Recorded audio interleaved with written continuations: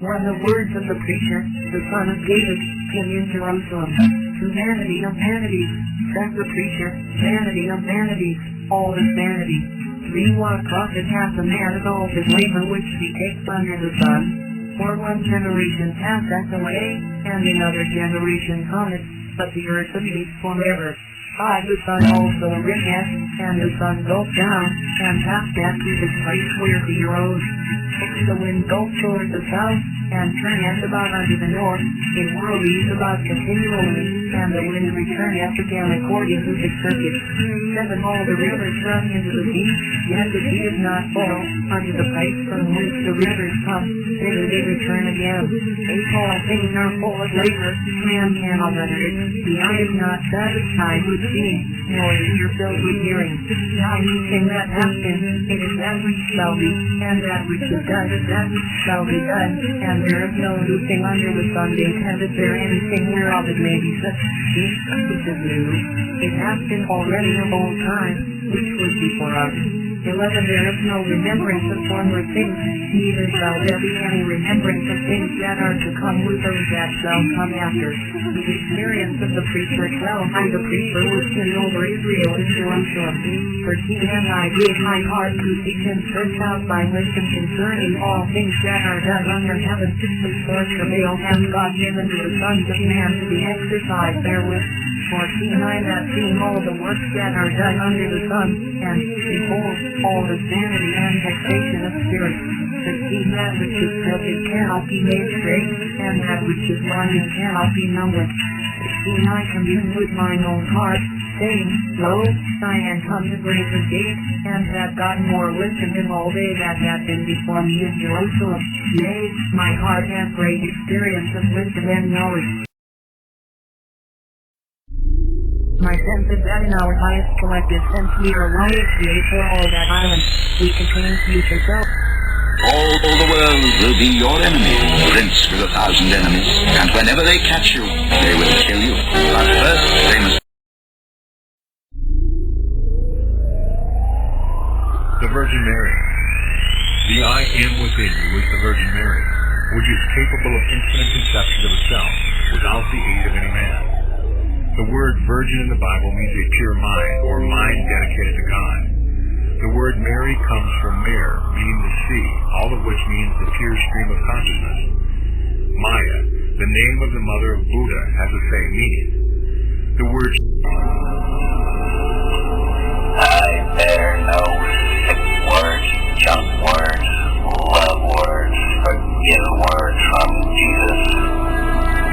I have not come to explain or tie up.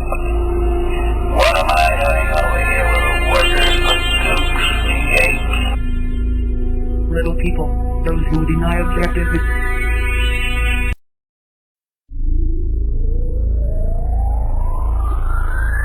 I saw the best minds of my generation destroyed by madness, starving the careful naked, dragging themselves. Generally speaking, you're free till you're about 4 years old.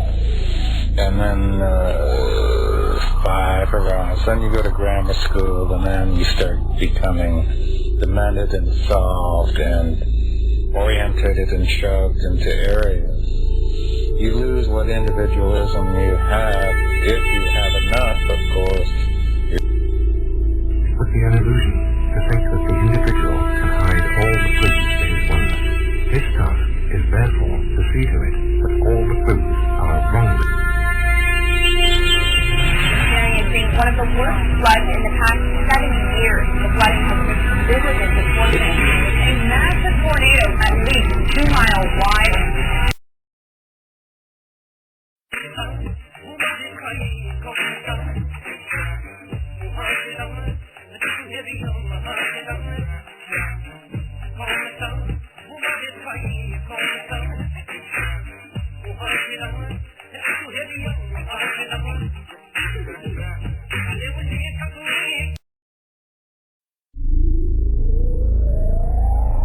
Imagination really doesn't cost anything.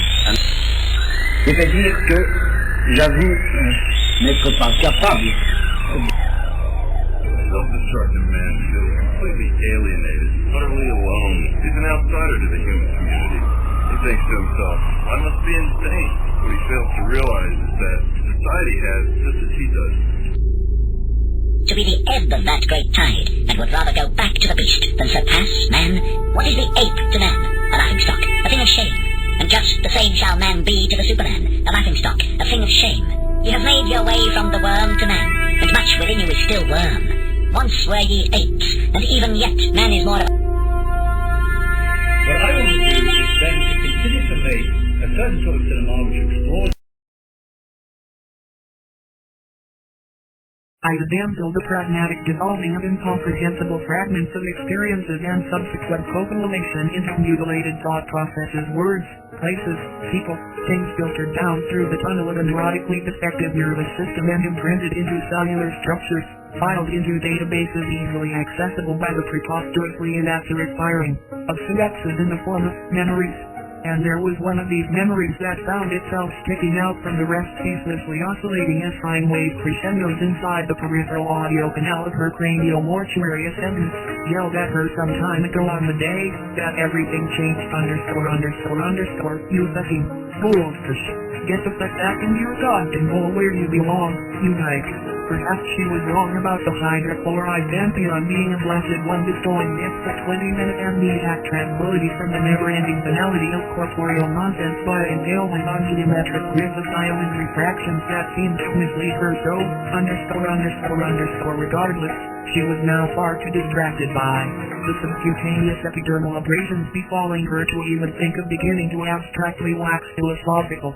All of her hopes and dreams had coalesced into a singular point and a singular guiding purpose. There was only one thing perforating the barriers of her scribbling psyche, and this one obsession was driving her into a ravenous bout of maddening fingernail gnashing. Much to the dismay of her digits, you see, she had always wanted, more than anything else, an anthropomorphized deranged snail to eat glass with, but as she always had said, the paperwork is a goddamn bitch.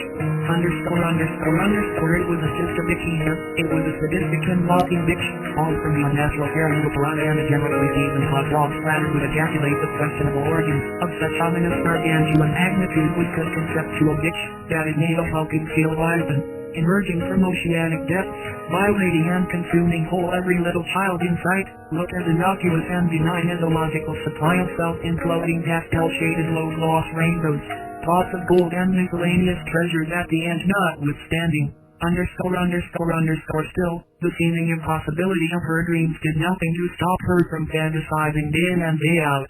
Sometimes late at night, when all was quiet, and she was alone, she would close her eyes and imagine the sweet sound of heretically grinding jaws mincing apart the shards with reckless abandon in a glorious joyful feast of masochistic dumb erosion, just her and her loyal self-destructive snail, companion until the end of time with no possible concerns to the dental bills that might be incurred through such devious happenings, and every time, it just made her feel warm. The prospect was so exciting it made her want to wiggle out her front tooth.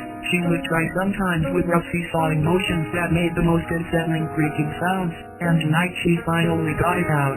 She mused to herself, good things take time, time takes time, luxurious cutlery is astoundingly difficult to obtain. As she probed the gap in her gums with the tip of her tongue, she hurled her tooth across the room, and upon striking the linoleum it shattered into a percussive cacophony of rusty hypodermic needles. This instrumental interlude was a pleasant one, but at its essence highly unnecessary. The damsel, the pragmatic dissolving of incomprehensible fragments of experiences and subsequent co-formulation into mutilated thought processes, words, places, people, things filtered down through the tunnel of a neurotically defective nervous system and imprinted into cellular structures, filed into databases easily accessible by the preposterously inaccurate firing of synapses in the form of memories. And there was one of these memories that found itself sticking out from the rest, ceaselessly oscillating as high